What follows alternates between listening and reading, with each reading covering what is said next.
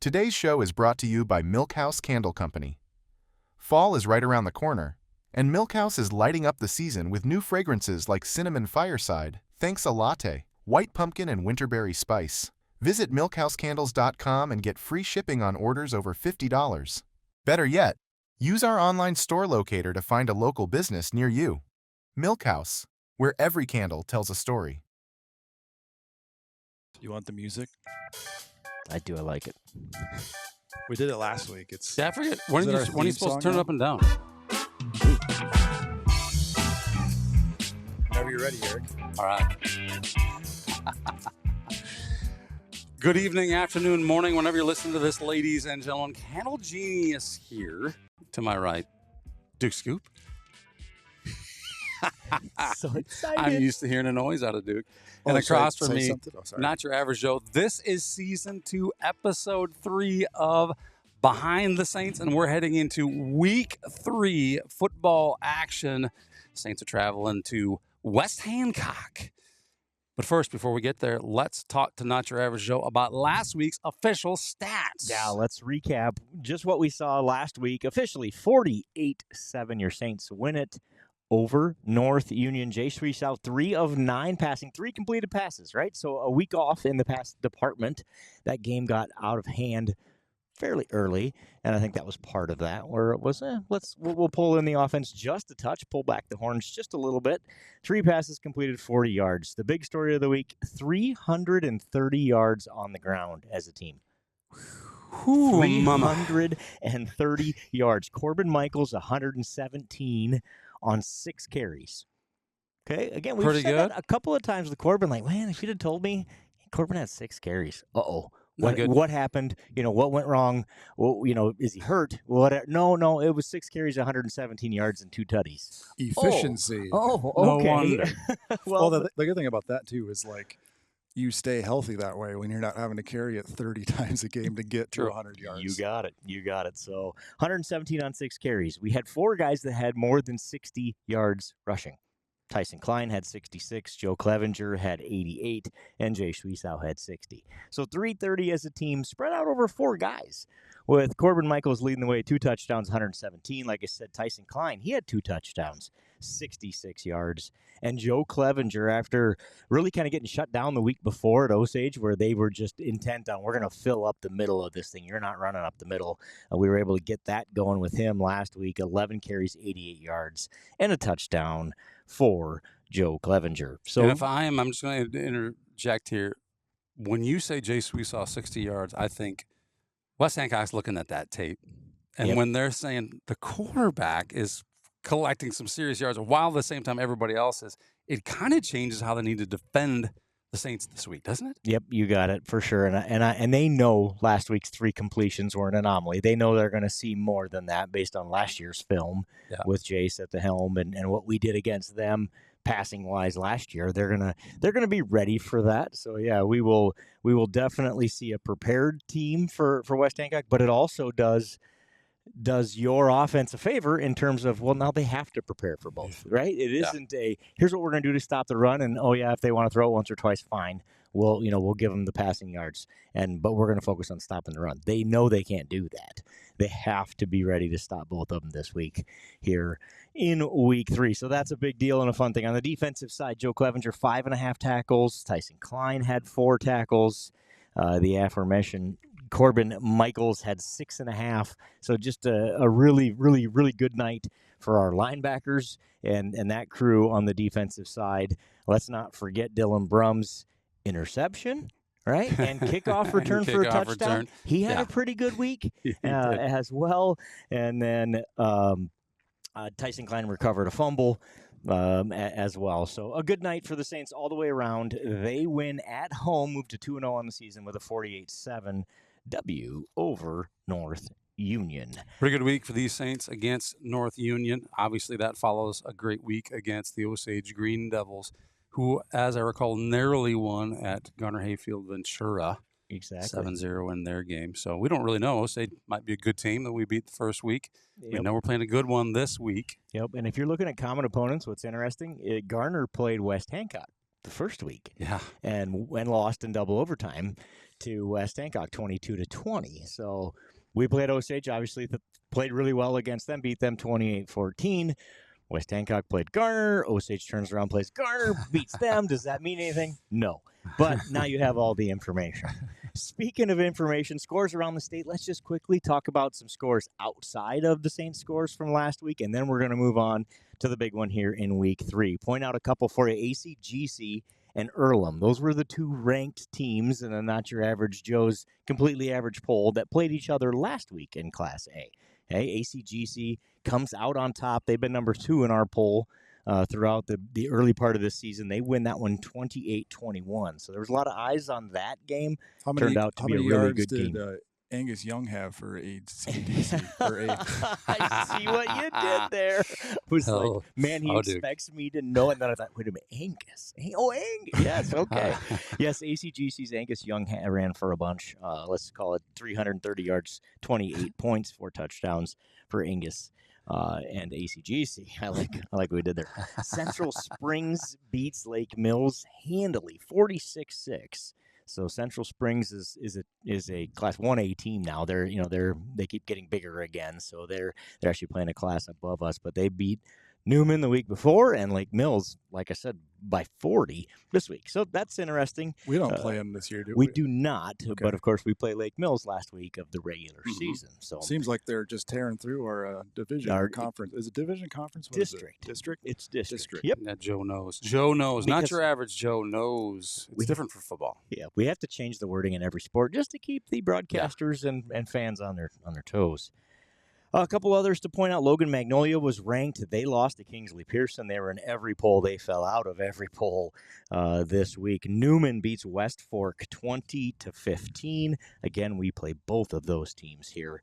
Coming up in the next few weeks, Nashua Plainfield, who we play, I think, in 3 weeks, won 27-6 over North Tama. Wapsie Valley bounces back. We talked about they were ranked, then they lost in week 1 to a ranked Sumner Fredericksburg team. They turn around and beat the heck out of Denver, who I believe is a class bigger than them, and Denver's usually full of athletes. Yeah. They win 35-12 over Denver, so that's a good looking win for Wapsie Valley. West Hancock, week 3's opponent here for the Saints, beats Belmont Clemmy 59-23. So West Hancock was out big early, kind of took their foot off the gas, and Belmont scored a couple of touchdowns late in that one to make it 59-23. So, and your regular 82-point offensive night there at West Hancock last week.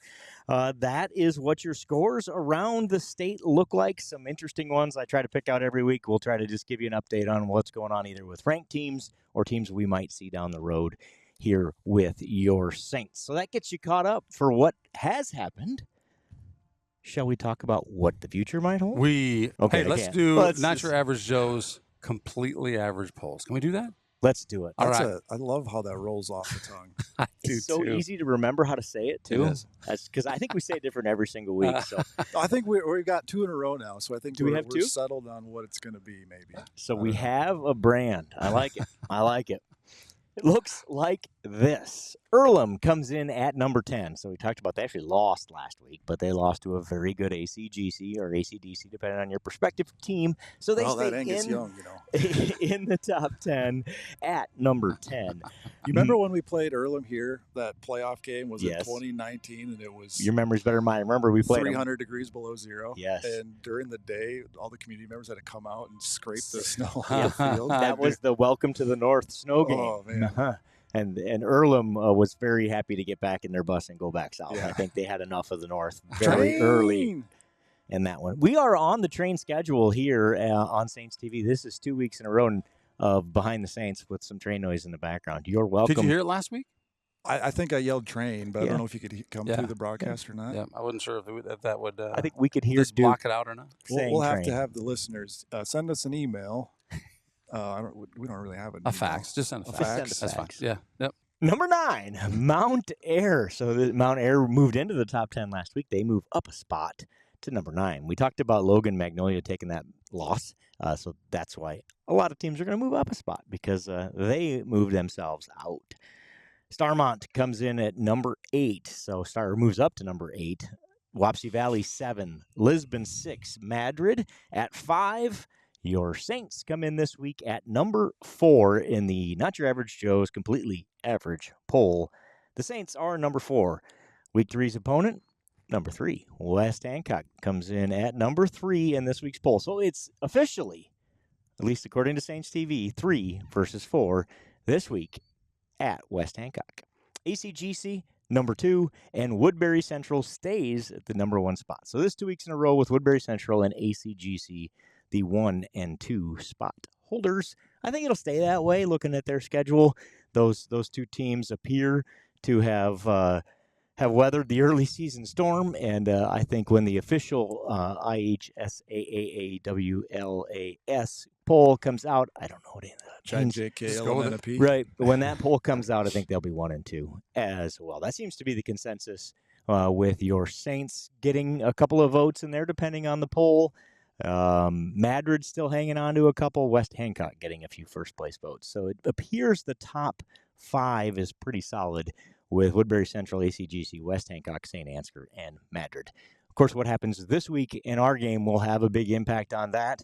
I think the winner probably gets a little bump in those rankings, and the loser probably doesn't take much of a hit the other way, right? I got to imagine that score of the game itself. Is it a big win for one of these teams? We'd like to think the Saints, right? But is it a big win or is it a narrow win? And I got to believe it's going to be a tight game either way. But yeah, you know what? Hey, you know what? I'm excited, guys, because this next segment, I'd love to just add to the anticipation and tell you that we're waiting for it, but we're not. It's happening right now. We're going to talk with a couple of Saints players here, and it is going to be so good to find out what's on these guys' mind with his upcoming game. So we got some special guests on this week. Let's introduce yourselves here. Dylan Brumm. Jaxson Vroom. So you guys just got out of practice. You're getting our headsets all sweaty. Thanks for that. I'm just kidding. So obviously, big game coming up. What's practice been like this week? What's coach telling you? What are you looking forward to? What do you got to do this week to do what you got to do to keep doing what you're doing? I think biggest thing is come out and be aggressive, be ourselves. This week we're trying to clean up things that we didn't do right last week. So we get a lot of trains here on behind the Saints. Yeah. Clean up things. So yeah, keep your thought going because I'm interested in that. So is this just a reflection of, hey, this is what we wanted to do, this is what we did, now here's how we fix it? Is that what that looks like in practice? Yeah, we're just trying to clean up things so we can be at our best for this week. And yeah. So how does it compare to the team you saw last year when you played West Hancock? What are you looking for differently on this year's squad? They obviously lost a lot of guys from last year, but we know West Hancock's one of the best programs in the state. They're always replacing everybody they have, so that doesn't change much. Clef always says that West Hancock is probably like the gold standard in Iowa, and they're probably the toughest team in Iowa, so they always come back tough, and we have to come back tough too, so they can't be the bullies. There you go. I love that. Somebody said stay aggressive. Be aggressive, stay aggressive. I love that. I think that's a part of the culture and the words we hear from Clev year over year when we talk to him. And I think it's good to know that it gets to you guys as well. Another word he's used a lot this year specifically when we've talked to him is downloading information, right? And getting that information to players. Either that's the playbook or some technical, here's how we're going to block this. Talk about what that's like. And have you seen the shift in that in your years in high school? And what's that look like? During the summer, we went in the Nielsen's room and we drew up the plays, and we had like a test, and we had to write where every position was going, and they looked it over, and we just went over where every position was going. Like the offensive linemen, they usually don't know where the running backs are going. Sure. So that's like one of their biggest focuses were this year. So it was pretty That's different. cool. I think like what he said, knowing the difference from what side the ball is going to what hole he's going to, what hip he's coming off of, is going to make a big difference in every game. So, yeah, that's a lot of stuff that we're downloading this year compared to what we've done in previous years. I also think that the younger guys are learning a lot more because when I was a freshman, I definitely didn't know as much as the freshmen do this year. So it's pretty awesome. Good. Yeah, so it helps not only this year, but down the road, that will pay off too. That's very cool. So personally, as you look to prepare for a game like this, and obviously, you only get 8 guaranteed opportunities to play your senior year, your junior year of football, right? This is it. So you don't want to waste a single one. But when you're getting yourself ready for a game of this caliber where it's been circled, it's on the calendar, you knew what it was going to be, right, coming into the year, and now it's here. Does it change anything for the week? What's your personal preparation look like, and what are some things that you do to get ready to go? And is it any different than last week or the week before? I usually try and just watch a lot of film, just see like what other players' tendencies are, like plays they're doing and what they're doing on that play. So I study that. Yeah, like film, big thing. And then I think right now the cold's kind of going around. I think staying healthy right now as a team, we need everybody there possible, from bottom freshman to top senior. I think that's what it takes, is having everybody there that can step up and do their job. So what's your pregame meal? 4 pounds of white flour pasta, or whatever the parents feed us before the games, I guess. Yeah, it's usually pretty good. Yeah. What's your favorite pregame meal? I like the cookies that they give us. Cookies? Yeah. Jax? I think like when we do hot ham and cheese, I like that. Or the cheesy potatoes or something. Yeah. I don't know what they're called, but Now I'm hungry. yeah. I don't know about you guys, but were you hoping they'd say the barbecue you made well, for them? I'm not offended or anything, but It was pretty good. Oh yeah, I forgot you said that was actually really good. Oh yeah, no, it was I was excellent. not looking for a compliment. I swear, I was serious and genuinely curious. Like, what do you like? We as parents who help provide those meals, I can tell you, it's one of the questions we have. Like, what do kids like? So I'm glad because we did have some cheesy potatoes mixed in there. We had some cookies, so we, I kind of figured that if you're like me, the main course is like, yeah, okay, the main courses are always good, but it's the other stuff that's delicious. Sweet. Enough food talk. Let's Travis, ask another serious football question. Oh, serious football question. Oh, you know me, Joe. I'm full of serious questions. I know you are. Your last name's Vroom. What kind of race car would you be? Or would you be a motorcycle or a race car? What would you be? I think probably like the dragsters, one lane, only 1v1s. It's nice and short race, not very conditioned. So probably that. We got to ask the fastest man alive what kind of race car he'd be. Yeah. Dylan? I'm not much of a car person, but maybe you'd be like a gazelle or some kind of quick animal. Maybe more of an animal. Beautiful, like like when it prances. Graceful. Yeah, I like it. Graceful. Graceful is the new word of the day. At family Christmas last year, we there's this what are the speed limit sign. Speed limit sign is there's a monitor or whatever, radar. So we went out there and me and Jaxson were racing to see how fast we got. So. Ooh, obviously I won. Sure, I understand. So if Dylan lined up on the goal line and it was a race to the other goal line, what yard marker would you have to start on to beat him? 40-yard line, probably, on the same side as the goal line that he's on. Okay. Should we? No. These guys just got done at the practice, and we're gonna make them go out and do a foot race. We're gonna get one of them hurt, and then this will all come the to an show end. will be shut down. Saints TV will just disappear. It'll be the former entity known as Saints TV. So we better not mess with that.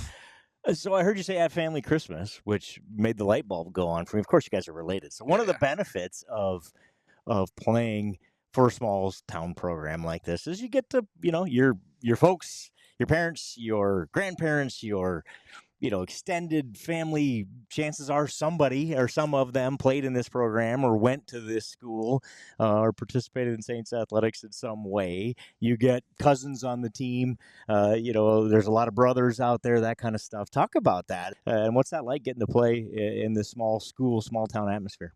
I'd say it's really fun, like in practice, because like sophomore year, me and Jaxson would go up against each other in drills, and I'd beat him in some things, and he'd beat me in something, so it's pretty fun. Yeah, I think, it's pretty fun being able to look back. We were always playing football in the yard and stuff, and before we come to the varsity games, we'd always be playing in my yard and stuff, and now we're on the same field on Friday nights, so it's pretpretty cool. That's awesome. We talk about it in the booth and on the broadcast. I don't know how many times we should get paid $1 for every time we say next man in, next man up. That happens a lot in this program, whether it's injury or just a straight up rotation of, hey, we need as many guys healthy as possible so that they can do their job and make a difference. And we've seen that play out this year. I assume we will continue to as well. Talk about that. What's it like to just have to be ready? Maybe, hey, that's not my role at this moment, but it might be next play. It might be next quarter. It might be next game. No matter what that is, what's that like? I think it's like, well, when I'm on the sideline, I kind of just have to pay attention to what everybody on the line's doing, because at any point I can go into any position, and just knowing that part. And then being able to seize the opportunity that I get. If I go in and then mess up, I mean, I'm obviously not doing much at the time that I get. It's more about what I do with my time and not how much time I'm in. Whatever's gonna help my team the most. Just gotta do what's gonna get done.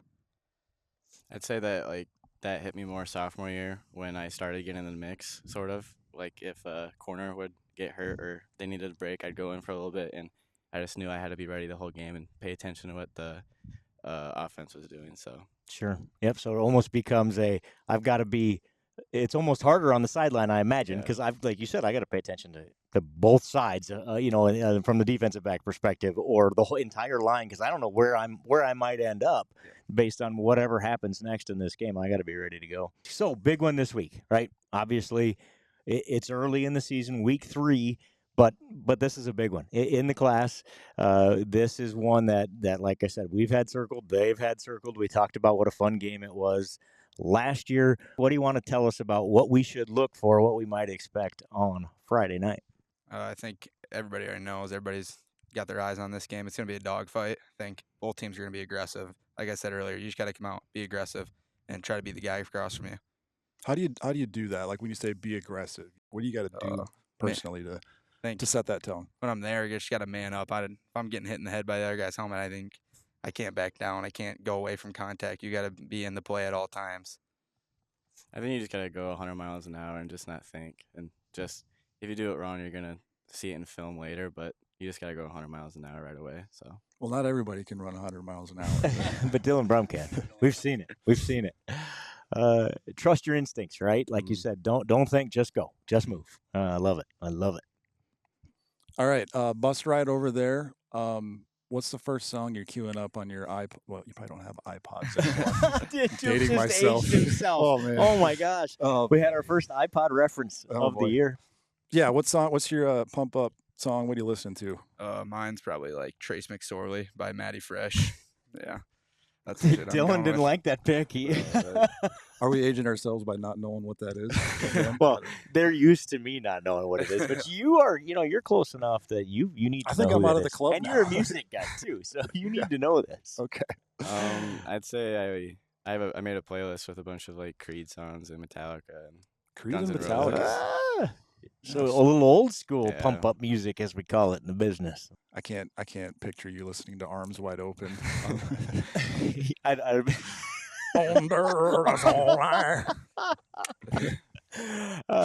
That's Brumm running underpass. That is with arms wide open. Yeah, that's probably what he's thinking. I hope we get to see one of those on Friday night. I'm ready for it. Ready or not? Ready or not, here we go.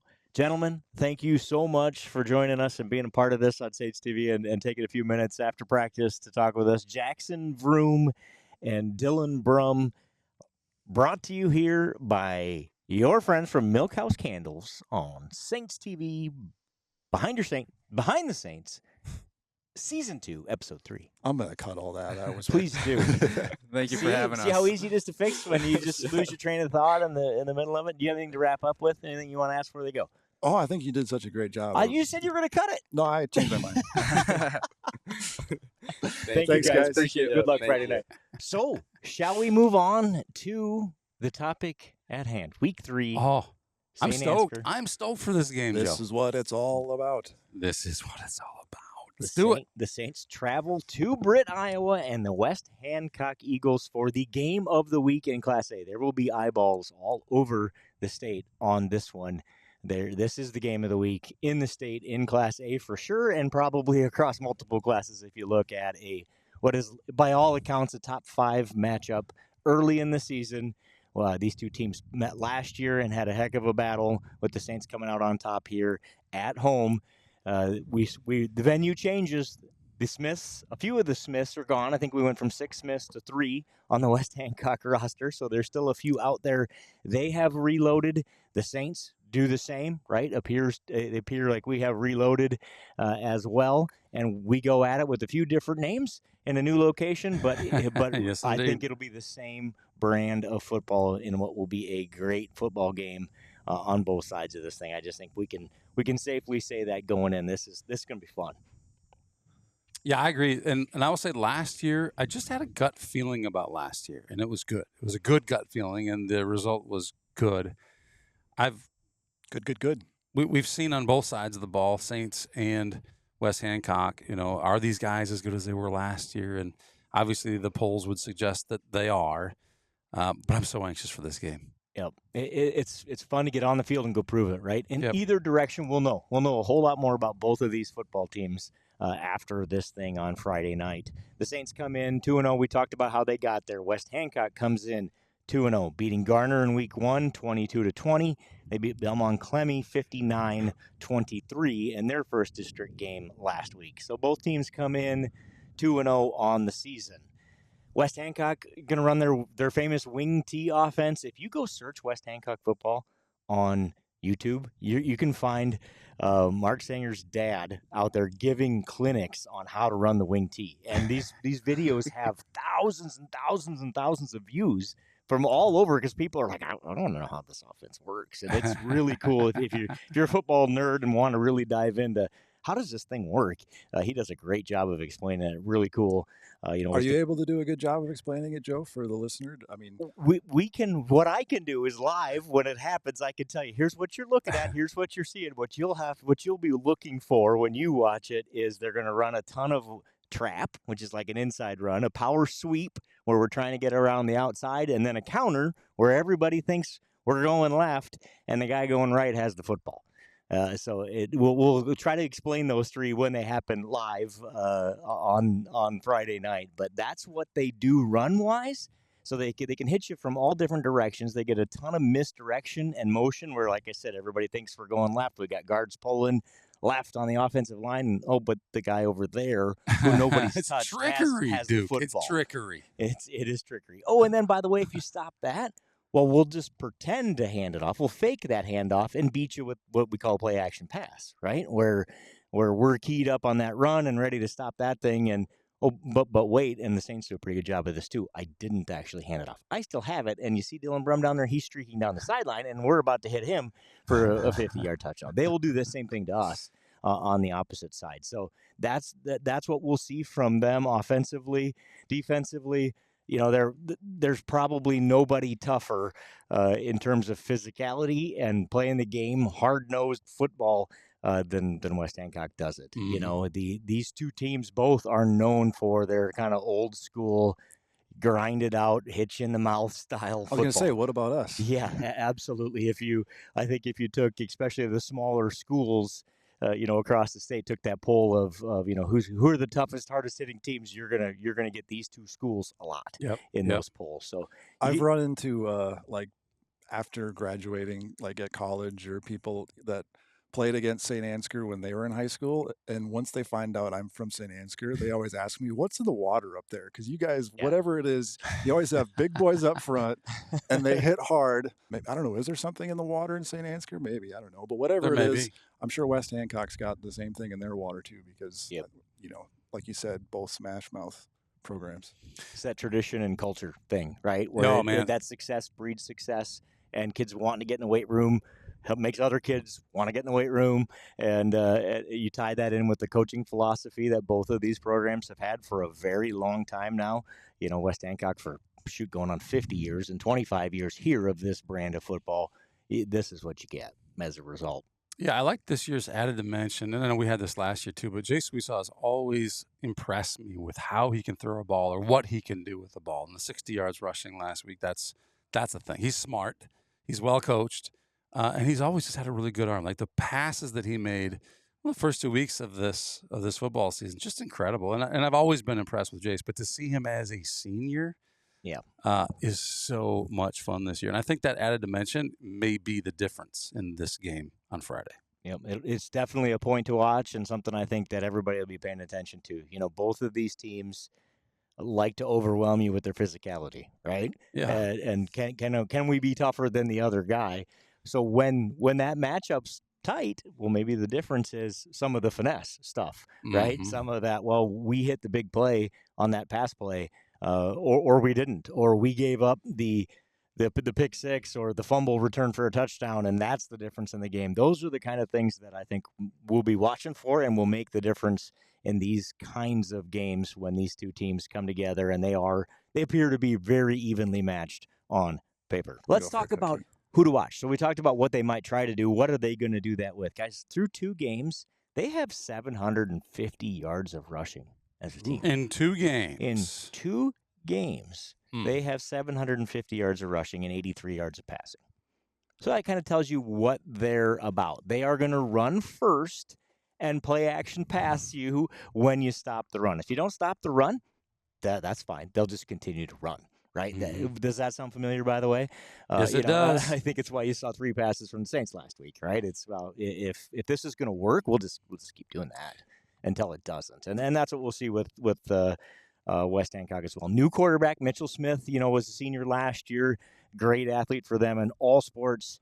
He graduated, so Zephyr Jampgard is their new quarterback, senior. Has 5 completions on just 9 attempts throughout the year. 4 of those in the first game versus Garner, so had 1 complete pass last week. Again, they just didn't need to throw it much, so they didn't. And is there they're well coached. They're a really well coached team. I have to imagine they're looking at this game and perhaps saying, we may have some tricks up our sleeve that we do not intend to show until week 3. So they may be coming out passing and leaving us, quote unquote, believing that they won't because they haven't had to.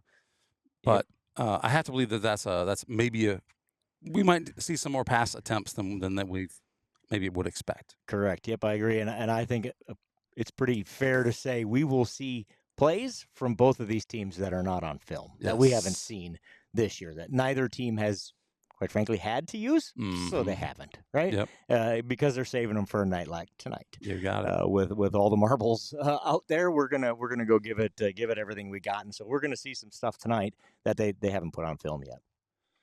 And part of it too is you got to have a plan coming into these things. But as soon as you bump heads and you're going, you could throw the plan out the window based on how the game's unfolding. So I think it was the great Mike Tyson once said, "Everybody's got a plan till they get hit in the mouth." Fact. I believe that's true. I think it was Mike Tyson.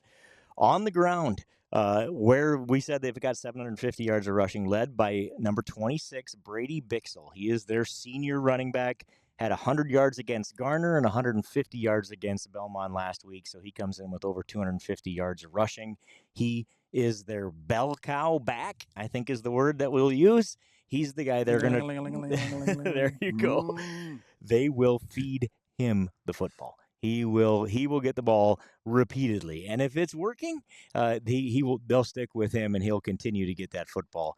But just like us, they've got 3 or 4 guys behind him that are just as good. Creighton Kelly will be somebody to watch, number 36. Gustavo Gomez, number 24, has 160 yards of rushing on the year, and Jacoby Subject, just a sophomore, with 144 yards rushing on the year. So they are going to run first and then pass. We'll see a bunch of play action stuff from them. The same guys that are kind of their dudes on offense are their dudes on defense as well. So that's who we will be watching when it comes down to who's making the tackles and what's going on there.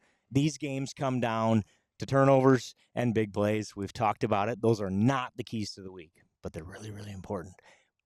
So instead, number 1, play our game. Okay, so you say, well, Joe, what in the world does play our game What does that even mean? What does it mean? Seriously. So in my whose mind, game would we play? Play our game. So here's the trap we fell into. We talked about the Saints won last year. The 2 games prior to that did not go the Saints' way in fairly large fashion, right? Where West Hancock kind of took it to us in those 2 years in a row prior to last year's game. And I think we fell into that trap of not playing our game, right? Where I believe the coach's quote, and it's not exactly, but his quote was something along the lines of, "We lost those games and we deserved to lose those games." Am I right? I do believe he said that. You're spot on. Yep, exactly. So the difference was last year we played our game. We played at our tempo. We played at our pace in that game. We made them come to us, so to speak, right? Both physically, figuratively, and actually, where we made them come to us in that game and play our style of football, which is very similar to their style of football, I understand. But there's just a different pace and a different feel to it when you control that game from the opening kick like we did last year. Let's go do that again on Friday night, because I think it will be a key to the game. Key number 1. Disclaimer: much easier said than done. 100% Right. Because the other team's trying to do the same exact thing, and got it. Usually only one of them is going to do it right. So you got it. They're having the same conversation in their huddle. Guarantee it. Yep, exactly. We're going to go play our game. This is our game, and we're going to control it. We're going to dominate. We're going to be aggressive. We heard the kids talk about that during their interview. They're saying the same thing on the other side. So easy to say, hard to do, but that's key number 1. Key number 2, turn up the horsepower. Turn up the horsepower. Let's get this thing turned up to 9,000 RPM here and make some horses, because we're going to need them tonight. This will be hard-hitting, smash-mouth, old-school football. Both these teams can throw it some, but don't kid yourself. This is going to be won and lost in the trenches, right? Mm-hmm. With the big hosses up front. Either way, whoever turns up the horsepower, We'll get the W here tonight, because this game will hinge on who wins the battle at the line of scrimmage. Moms and dads listening at home, you better go down to the food center and stock up on the Icy Hot, because them boys are going to need them. Yeah, they will. Yes, they will. Because, again, they're going to try to do the same thing on the other side. Big game, a lot of adrenaline. Everybody's going to be ready to go. I can't wait to watch it play out on Friday night. Key number 2, turn up the horsepower. Number 3, we talked about their run game and 748 yards of rushing in 2 games. Key number 3, stop their run. We need to stop their run game. We can give up a pass play or 2 here or there and survive it, but if they're able to line up and run it right at us consecutively and with success over and over and over again, it will be a long night for the boys in red, or our boys in red. I think they're red too. So our boys in white. How about that? Because they'll probably have the red.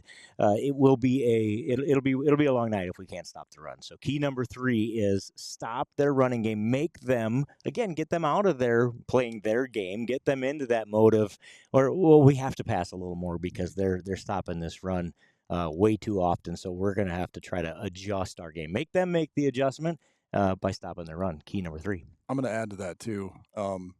Get off the field on third down, because when you're playing a running team, I mean, we see it ourselves. Let me put it this way. I have to imagine we're going to make some plays on defense and make it second and long, third and long now and then. Yep. When you do that, don't let them get 8 yards on 3rd and 7. Don't let them get 9 yards on, 3rd and 8. You got to extend those drives. Because nothing breaks your back more when you're a defensive player, when you've played 2 solid downs and then you give up a long 3rd down and then they get a fresh set. So getting off the field on 3rd downs, I mean, even if it's 3rd and short, if you can do that, that's going to pay dividends, I think, in this game. That's a great observation. 100% right. Something we'll be watching for on Friday night. Well, and I want to look at this list here real quick. I hope you don't mind. I'm taking your list here. So I'm just going to go back over that. So keys to the game, play our game. Yep. Turn up the horsepower and stop the run. These could be keys to the game on both sides of the ball. Wouldn't you agree? Like, I would say that if West Hancock's listening to them, say, well, those are our keys to the game. What are you talking about? Those are our keys to the game. Right. Yeah. But it's because these two teams play so similarly, and they know each other from playing each other so many times over the years that this is going to be dandy. Yeah, there's a lot of familiarity there between these two teams. Both coaching staffs know each other very well. Obviously, we've played a bunch the last 10 years, so they're well in tune with what the other team's trying to do. And you're right on. These keys are going to be their keys too. So it comes down to who can do it better. Okay, so let's wrap up here. Who do you think, Joe, is going to score the first touchdown for the Saints? Ooh, that's a good question. Oh boy, that's a toughie. Here's what I think you're going to see. You're going to see the Saints TV mojo at work, and you're going to see a Schwiesau pass to none other than the fastest man alive, Dylan Brumm. That little post pattern that worked at Osage, you're going to see one of those on Friday night early. That turns into 6 for the Saints. So your Mitchell County math: 5 plus 32 equals 6. Oh, I like that. Ooh. I like that. I'm gonna choose. Jay Schwiesau to carry it around the outside. Oh. I'm going to go back to we saw a lot of it when Justin Horgan was quarterbacking. I think that's going to be a first touchdown. I like it. So you're saying one of these elusive, who's got the football? Not your average Joe is going, who's got that thing? Schwiesau, yes, it's Schwiesau. Left side, Schwiesau down the sideline. Yes. I love it. I can't wait. Stiff arm along the way. I'll add a stiff arm for all right. Stiff on. You're just throwing all sorts of cherries. It's on top. Esau, man. I believe in him. All right. Travis, we can't close without you giving us yours. Then what do you think? What do we see early in this one? I'm trying to think like hard about this, but at the end of the day, it doesn't matter because how the game plays out is how it's going to play out. I think we get either a early 4th down stop or some kind of turnover because I believe I'm going to predict that we kick first. We force a turnover on the first drive, and then we just kind of march down and punch it in. Nothing fancy. Gotcha. Old school, couple 3-4 yards at a time, but a short field. Short field. Started by maybe a good not start. a turnover, but short field to start. I like it. I like it. Maybe I don't know. That's my guess. We're talking about what kind of game it's going to be. What the heck are we doing choosing big, long plays when this guy's saying, well, they're just going to punch it in for a 2-yard touchdown. This is what's going to happen all, Well, that's more so what I'm hoping what happens. He's going to be closer to right there. We are. I think so too. I have a feeling. So too. I have a feeling. Either way, no matter how it plays out, it is going to be a whale of a football game. When your Saints travel to West Hancock Friday night, be there if you can. We need as many fans in the stands as we can get. Go be there. Be loud for what will be the game of the week in Class A, the West Hancock Eagles versus your St. Ansgar Saints. Yeah, you can always watch the YouTube video later. Absolutely. And looking at our views and our pattern of views here on our YouTube broadcast, I can tell you, that's what's happening in these football games is they're getting rewatched 2 and 3 times throughout the week, which is cool to see. And we've seen it actually. It's interesting to watch the fans while we're broadcasting, the fans that have their phones out and they're going to us for the replays. Like, it's okay to be here and tune in. You can do that. And then while you're there, just share the link with those who are unable to make it. But are they doing that on their iPods, you think? Probably have their iPods. Yes. I love it. That's what they're doing. We're going to get some Saints TV branded iPods to give out. I think we should too. I bet you can buy them cheap now, right? Yeah. Go on eBay. 64 gigabyte get with a the handful of them. Clicker wheel. With the spinning That is clicker. Kind of classic. Yes. That is kind of classic. I'm going to get one arm, something to carry mine on my. That's going to be great. I can't wait. All right, well, hey, that's I would say fair to say, guys, that's a wrap for season 2, episode number 3 of Behind the Saints. What a great conversation! Thanks, fellas, for the discussion. Thanks for bringing these guys in. We're excited for football. Be there, be loud. It matters. Be there and be loud. These Saints need ya. We'll see you in Brett. Kennel Genius. I got to do the sign out. Sorry. I thought you were done. Well, I forgot my own name for a second. Candle Genius, Duke Scoop, not your average Joe. Until next time, thanks for joining us. Play it out. Let's do it. Battle.